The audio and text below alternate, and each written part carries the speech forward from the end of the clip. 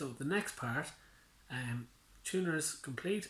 This little black piece here between my two fingers, any idea what that's called? That's called your nut. It just holds your strings in place. You don't need to know it, not hugely important, but that's what it's called. The next thing I suppose you'll see then are these little metal bars here. So there's one here, and there's multiple ones all the way up through the guitar. They are a very important part. They're called your frets. They're like the keys on your piano. They all make different sounds.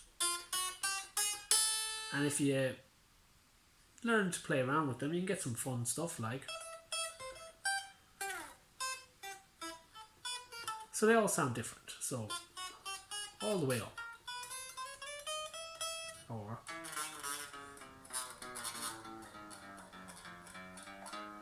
And that buzzy noise, you'll get used to that as a beginner. It's just something you'll hear a lot of. But there's your frets. Now, people are like, well, how do you know what fret you're on? The idea is they start at number 1. Number 1 would be here between the nut and the metal bar is actually called your first fret. So you play inside the fret's not on the fret. You get that noise if you play on the fret, whereas you get that if you play between the frets. So they go from 1 all the way to about 20, depending on how big your guitar is. 21, 22, all the way up to 24 really.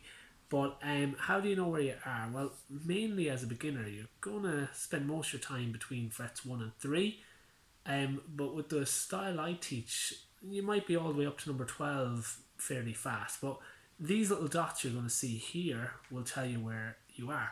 So a little tip I have for my students is I just think of them as all the kind of odd numbers. So you're not going to get stuck where number 1 is, so you don't need to know that. But the dots are on mainly the odd numbers. So single dot on 3, 5, 7 and 9. 3, 5, 7 and 9. And when you're playing, you obviously can't see these dots that I'm pointing at here, but most guitars, apart from classical ones, should have dots up along there. That's the neck, which we'll talk about in a minute. But that's how you know where you are. So you're going along, and if you need number 3, it's there. If you need number 5, it's here. If you need number 4, it's between the dots because it's an even number. Then I get the question, well, number 12, that's not an even number. What's that for? And why has it got 2 dots? I suppose the best thing for now is you probably won't be up there, but from fret 12, the guitar kind of repeats, except it's higher. Won't get into the technical side of it yet, but that's kind of what it does. So if you're up here, it's kind of the same as going, except it's just higher. So you don't need to worry about that side of things for now.